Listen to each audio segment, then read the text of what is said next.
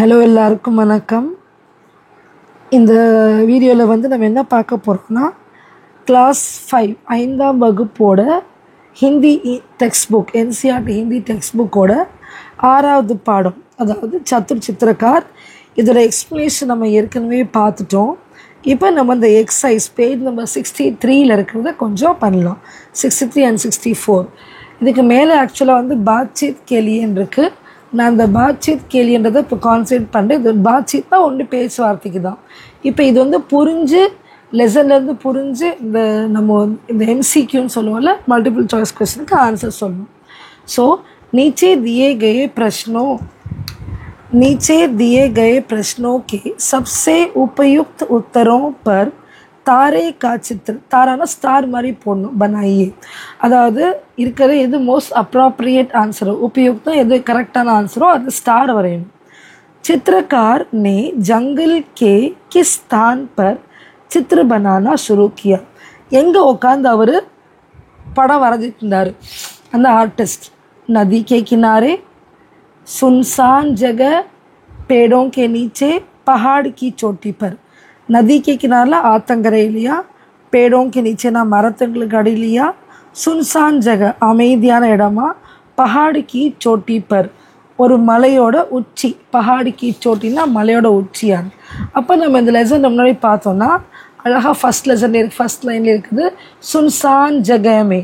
அப்போ ஆன்சர் என்னது? இதுதான் ஆன்சர், சுன்சான் ஜக. அப்போ இதில் வந்து என்ன பண்ணணும், குழந்தை வந்து ஸ்டார் வரையணும்.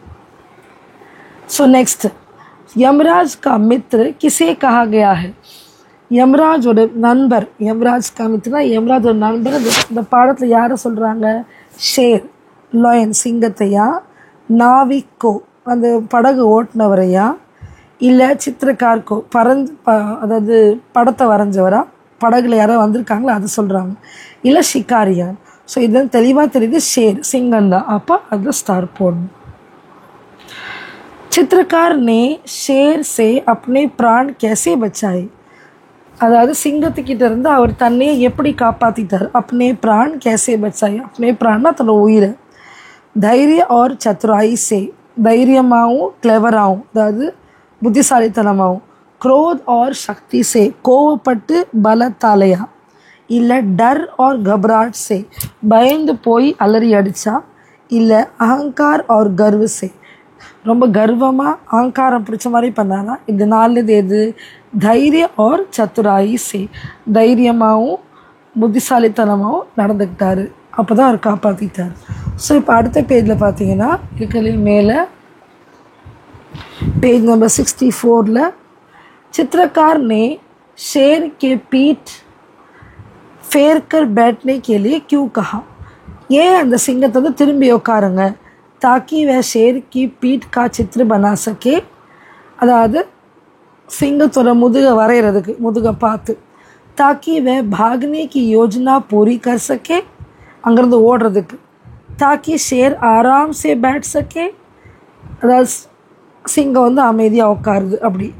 யா ताकि शेर के साथ आँख मीचौने खेल सके, அதாவது சிங்கமும் அவரும் கண்ணாமூச்சி விளையாடுறாங்களாம். இந்த நமக்கு நல்லா தெரியும். அவர் திரும்பி உட்கார சொன்னது எதுக்கு? அப்போ தான் ஈஸியாக அவர் எஸ்கேப் ஆக முடியும் தான். ताकि वह भागने की योजना पूरी कर सके. அப்போ ரெண்டாவது நீங்கள் டிக் போடணும்.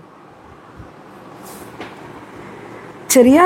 அடுத்து सोचिए और लिखिए. नीचे सोचिएना யோசித்து எழுதுங்க அப்படின்னு. नीचे दिए गए प्रश्नों के उत्तर अपनी लेखन पुस्तिका में लिखिए. ஸோ இந்த क्वेश्चन ஆன்சர் ஸ்கூலில் எந்த டீச்சர் இருந்தாலும் அவங்க எழுதி போடுவாங்க. இதை பற்றி நம்ம அடுத்த இந்த ஸ்கூலில் எழுதி போடுறது நம்ம அவ்வளோ கவலைப்பட வேணாம். சிம்பிள் क्वेश्चंस தான். चित्रकार जिस वातावरण में चित्र बना रहा था उसका वर्णन कीजिए.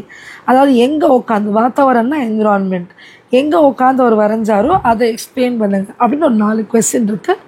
இதை ஸ்கூலில் பண்ண வச்சுருவாங்க. ஸோ பண்ணும்போது பசங்க அழகாக படித்து எதை கற்றுக்கோங்க. அடுத்த வீடியோவில் இதே லெசனில் பாஷா கி பாத், பாஷா கி பாத்னா கிராமர், அது வந்து எங்கே இருக்குதுன்னு பார்த்தீங்கன்னா பேஜ் நம்பர் 65 இருக்குது. பாஷா கி பாத்ன்றது இந்த பாஷா கி பாத்தை அடுத்த லெசனில் சொல்லித்தரேன் அடுத்த வீடியோவில். அதை நீங்கள் கூர்ந்து கவனிங்க. லைக் பண்ணுங்கள், சப்ஸ்கிரைப் பண்ணுங்கள், ஷேர் பண்ணுங்கள். நன்றி, வணக்கம்.